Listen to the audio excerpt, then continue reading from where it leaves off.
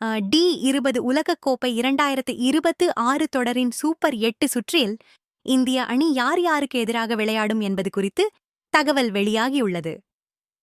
3 அணிகள் எது போட்டிகளுக்கான தேதிகள் என்ன என்பது குறித்து பார்க்கலாம். இந்திய அணி போட்டிகள். சூப்பர் 8 சுற்றில் இந்திய அணி மொத்தம் 3 போட்டிகளில் விளையாட உள்ளது.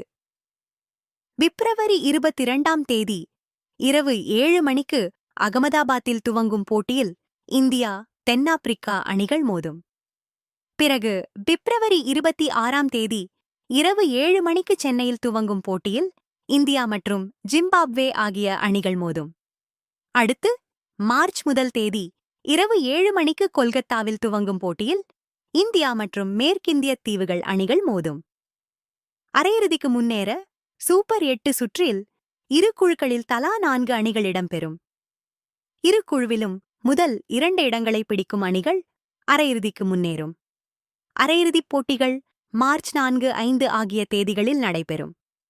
பிறகு இறுதிப் போட்டி மார்ச் 8ஆம் தேதி நடைபெறும். இந்திய அணி வாய்ப்பு. இந்திய அணி 3 சூப்பர் 8 போட்டிகளில் தென்னாப்பிரிக்கா, ஜிம்பாப்வே, மேற்கிந்திய தீவுகள் ஆகிய அணிகளுக்கு எதிராக விளையாட உள்ளது. இதில் ஜிம்பாப்வே அணியை வீழ்த்துவது எளிது.